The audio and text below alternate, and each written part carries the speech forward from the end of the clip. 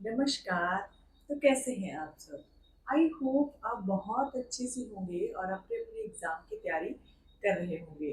तो मैं सरोज स्वागत करती हूँ आपका आपके इस channel online study with Saroj में।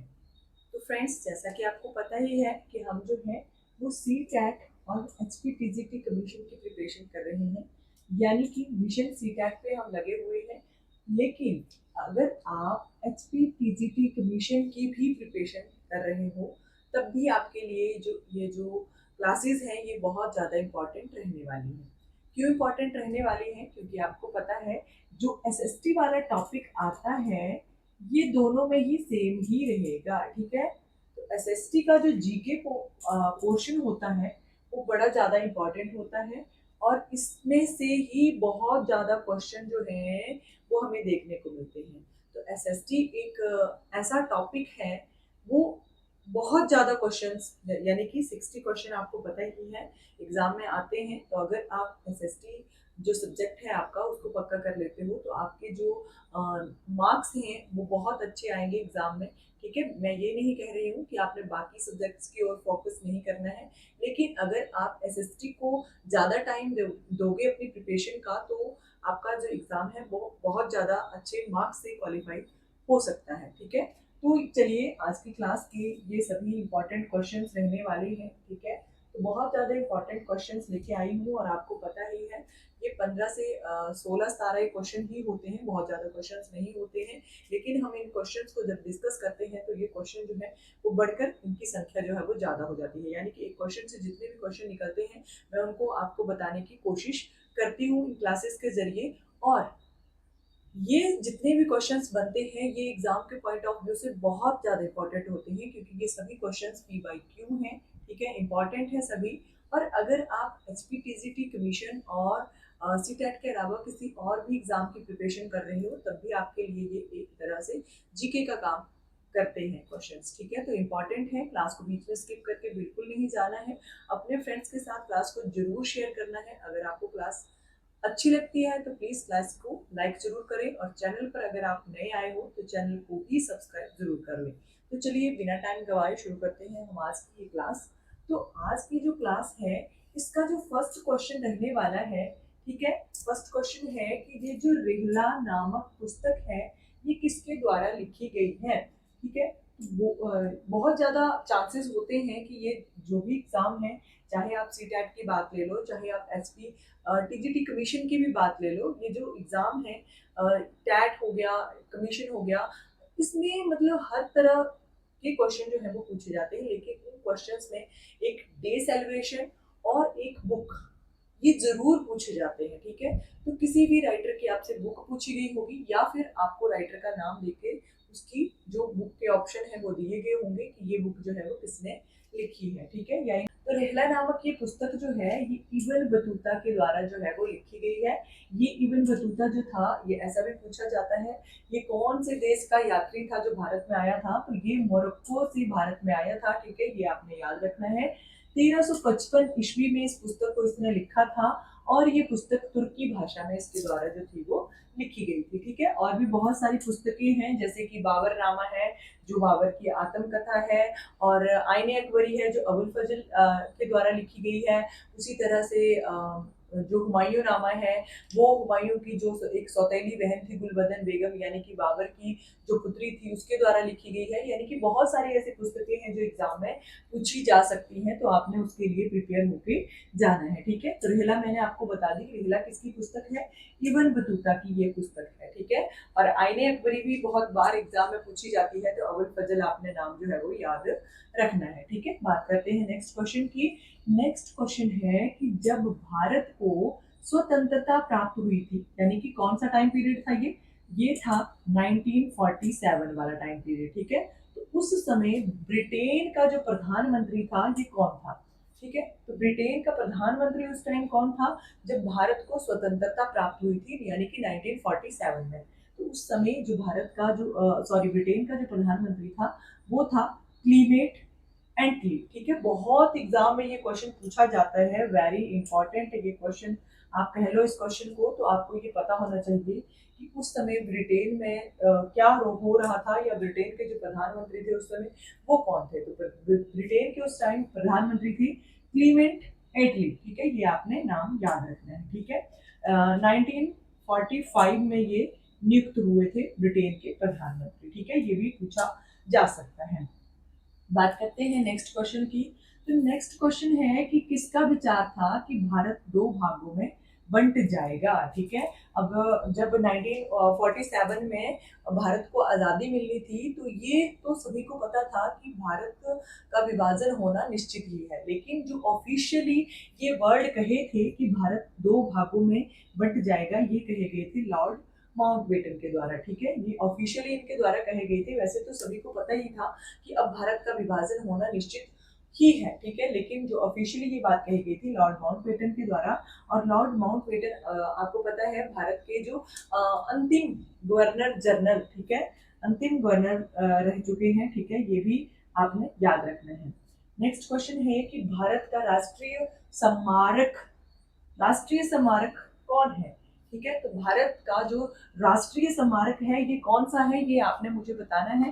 तो ये है भारत का राष्ट्रीय स्मारक, ये है इंडिया गेट, ठीक है। इंडिया गेट को भारत का राष्ट्रीय स्मारक कहा जाता है। और इस क्यों कहा जाता है इंडिया गेट को भारत का राष्ट्रीय स्मारक, क्योंकि ये जो एक इंडिया गेट जो बिल्डिंग बनाई गई है, एक इस तरह से जो बिल्डिंग बनाई गई है, आपने देखा ही होगा इंडिया गेट। तो ये जो बिल्डिंग बनाई गई है इसके ऊपर लगभग 90,000 के करीब नाम लिखे गए हैं, बिल्कुल छोटे छोटे छोटे छोटे अक्षरों में ये नाम लिखे गए हैं। और ये नाम किसके हैं, ये नाम है या तो शहीदों के, जो भी युद्धों में शहीद हुए हैं, या फिर जो वर्ल्ड वार, ठीक है, जो वर्ल्ड वार हुई थी उसमें शामिल हुए थे, उनके नाम जो है वो लिखे गए हैं। करीब 90,000 के करीब ये नाम जो है वो लिखे गए हैं, ठीक है। ये भी क्वेश्चन आपसे पूछा जा सकता है, ठीक है। नेक्स्ट क्वेश्चन है कि गांधी जी भारत जो है वो वापस कब आए थे और कहाँ से, दक्षिण अफ्रीका से, ठीक है। तो दक्षिण अफ्रीका से ये भारत कब आए थे, तो दक्षिण अफ्रीका से जो महात्मा गांधी थे ये वापस आए थे 9 जनवरी 1915 को, ठीक है। 9 जनवरी 1915 को महात्मा गांधी दक्षिण अफ्रीका से भारत वापस लौटे थे, ठीक है। और इसी 9 जनवरी वाले दिन को हम क्या मनाते हैं, हम इसको प्रवासी दिवस के रूप में मनाते हैं, ठीक है। ये भी इम्पोर्टेंट है और बहुत बार मैं आपको पहले भी बता चुकी हूँ इस डे सेलिब्रेशन के बारे में, बहुत एग्जाम में ये पूछा जा चुका है कि 9 जनवरी वाले दिन को हम किस रूप में सेलिब्रेट करते हैं। तो 9 जनवरी का दिन जो है हम इसको मनाते हैं प्रवासी दिवस के रूप में, ठीक है। प्रवासी दिवस के रूप में हम इसको मनाते हैं क्योंकि महात्मा गांधी इस दिन भारत वापस लौटे थे, ठीक है। बात करते हैं नेक्स्ट क्वेश्चन की। तो नेक्स्ट क्वेश्चन है, ये जो नीति आयोग होता है इसके अध्यक्ष कौन होते हैं। तो नीति आयोग के जो अध्यक्ष होते हैं वो प्रधानमंत्री होते हैं। जैसा कि आपको पता है इस टाइम हमारे देश के जो प्रधानमंत्री हैं वो मोदी जी हैं, तो इस टाइम जो नीति आयोग के अध्यक्ष हुए वो मोदी जी हुए, ठीक है, नरेंद्र मोदी जी हुए, ठीक है। लेकिन जैसे मान लो कि आगे को कल को कोई और प्रधानमंत्री बनता है तो उसको जो है वो नीति आयोग का अध्यक्ष जो है वो माना जाएगा, यानी कि जो भी देश का प्रधानमंत्री होगा उसको नीति आयोग का अध्यक्ष जो है वो बनाया जाएगा, ठीक है। इंपॉर्टेंट है ये लाइन क्वेश्चन और ये आपने याद रखना है। नेक्स्ट क्वेश्चन है कि भारत में सबसे अंत में जो सूर्यास्त है ये कहाँ पर होता है, ठीक है। तो भारत में सूर्य अस्त जो होता है सबसे अंतिम में, ठीक है, यानी कि अंत में जो सूर्यास्त होता है भारत में वो कहाँ पर होता है। आपको पता है सूर्य जो है वो पूरब दिशा में उगता है और पश्चिम की ओर जाता है, ठीक है। तो जो पूरब दिशा में ये उगता है सबसे पहले कहाँ पर, ऐसा भी क्वेश्चन आपसे पूछा जा सकता है कि जो सूर्य है वो सबसे पहले उदय कहाँ पर होता है, वो होता है अरुणाचल प्रदेश में, ठीक है। और ये अस्त होता है गुजरात में, ठीक है। गुजरात जो है ये भारत के सबसे पश्चिमी भाग में स्थित है, ठीक है। तो गुजरात में ये सबसे एंड में अस्त होता है, ठीक है, सबसे एंड में सनसेट होता है गुजरात में। और एक क्वेश्चन ये भी था कि उगते सूरज की भूमि किसे कहा जाता है, या उगते सूरज का देश किसे कहा जाता है, तो वो है जापान, ठीक है। जापान को उगते सूरज की भूमि या उगते सूरज का देश जो है वो कहा जाता है, ये भी आपने याद रखना है। सबसे पहले भारत में सूर्य उदय होता है अरुणाचल प्रदेश में और सबसे अंत में जो एंड में अस्त होता है वो है गुजरात में, ठीक है। तो ये इंपॉर्टेंट है। आगे है राष्ट्रीय खेल दिवस जो है ये कब मनाया जाता है? तो भारत का जो राष्ट्रीय खेल दिवस है ये 29 अगस्त यानी कि 29 अगस्त को मनाया जाता है, ठीक है। और ये जो मनाया जाता है 29 अगस्त को, इस दिन मेजर ध्यानचंद जी जो थे उनकी बर्थ एनिवर्सरी होती है, ठीक है। उनकी जयंती मानी जाती है इस दिन 29 को अगस्त को, ठीक है। नेक्स्ट है कि राष्ट्रीय गान को सबसे पहले कब गाया गया था? अब राष्ट्रीय गान पूछा गया है, राष्ट्रीय गीत नहीं, वंदे मातरम नहीं पूछा गया है। यहाँ पर राष्ट्रीय गान यानी कि जन गण मन के बारे में पूछा गया है। तो जन गण मन को सबसे पहले भारत में कब गाया गया था? ठीक है, तो सबसे पहले तो आपको राष्ट्रीय गान के जो रचयिता है या किसके द्वारा ये लिखा गया है ये पता होना चाहिए।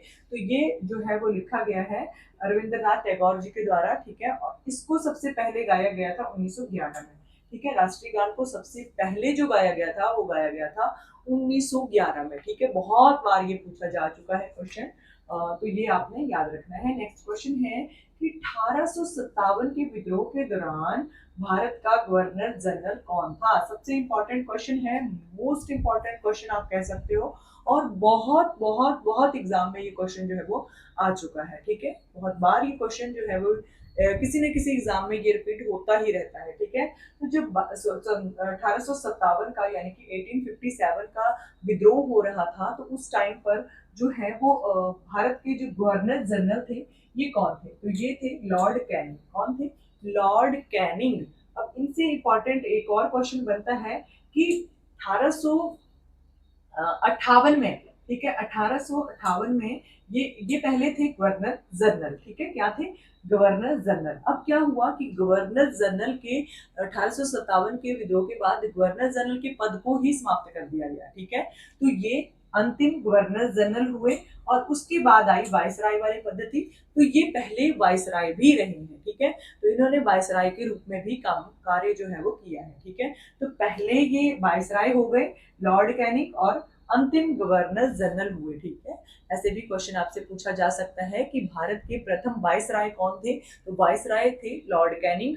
और भारत के अंतिम गवर्नर जनरल कौन थे? तो वो थे लॉर्ड कैनिंग, ठीक है। तो 1858 तक ये गवर्नर जनरल रहे और उसके बाद ये उसके आगे का जो इनका टाइम पीरियड था उसके बाद ये वायसराय बनकर भारत में तैनात रहे, ठीक है। भारत में इन्होंने काम किया, ठीक है। तो ये इंपॉर्टेंट है, मतलब 2 से 3 क्वेश्चन मैंने इससे इंपॉर्टेंट लगते हुए आपको बता दिए हैं, ठीक है। अंतिम गवर्नर जनरल थे और प्रथम वायसराय थे ये, ठीक है। इंपॉर्टेंट है ये क्वेश्चन। नेक्स्ट क्वेश्चन है कि भारत के संविधान में मौलिक अधिकार जो है ये कहाँ से लिए गए हैं? जैसा कि मैं आपको पहले भी बता चुकी हूँ कि जो हमारे भारत का संविधान है इसमें कोई ना कोई चीज किसी ना किसी संविधान से अडप्ट जो है वो की गई है, ठीक है। किसी ना किसी संविधान से कुछ ना कुछ उठा के लिया गया हुआ है। जैसे कि हम किसी भी देश का संविधान रीड कर रहे हैं, वहां पे हमें जो भी चीज अच्छी लगी थी उस टाइम पे वो हमने वहां से ले ली है, सजेशन के तौर पर हमने वहां से इन चीजों को उठाया हुआ है, ठीक है। तो ये जो अडेप्टेशन हुई है मौलिक अधिकारों की, ये कहाँ से हुई है? ये हुई है यूएसए से, ठीक है। यानी कि अमेरिका से हमने लिए हैं मौलिक अधिकार, ठीक है। मौलिक अधिकार हमने यूएसए से लिए हुए हैं। और डीपीएसपी, ठीक है, directive principle of state policy जो है, यानी कि राज्य के नीति निर्देशक सिद्धांत जो है, ये हमने लिए हैं आयरलैंड से, ठीक है। आयरलैंड से हमने ये लिए हुए हैं, ठीक है।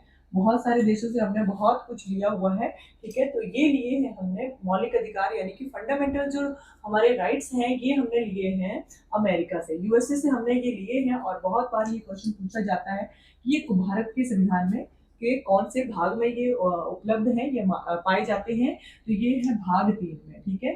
तो भाग 3 को, भारत के संविधान के भाग 3 को मैग्ना कार्टा भी कहा जाता है, ठीक है। तो वो भी आपने याद रखना है, इंपॉर्टेंट है ये। मौलिक अधिकार का जो हमने अडेप्टेशन की है वो की है यूएसए से यानी कि अमेरिका से। और इस कई बार ये भी पूछा जाता है कि ये कौन से अनुच्छेद से लेकर कौन से अनुच्छेद तक मौलिक अधिकार जो है वो पाए जाते हैं? तो अनुच्छेद 12 से लेकर 35 तक जो है वो मौलिक अधिकारों का वर्णन हमें देखने को मिलता है, ठीक है। बहुत इंपॉर्टेंट क्वेश्चन है ये और बहुत तरह से आपसे ये क्वेश्चन जो है वो पूछा जा सकता है। मैंने इससे लगते सभी क्वेश्चन आपको बता दिए हैं, ठीक है। वो आपने पढ़ लेने हैं, ठीक है। यूएसए से मौलिक अधिकार लिए गए हैं, फंडामेंटल राइट्स लिए गए हैं और ये भाग 3 में है संविधान के और 12 से 35 अनुच्छेद में है। डीएसपी डीपीएसपी जो है यानी कि directive principle of state policy जो है ये आईआर से लिए गए हैं, ठीक है। उसी तरह से बहुत सारी चीजें जो है वो भारत के संविधान में अडॉप्ट जो है वो की गई है, ठीक है।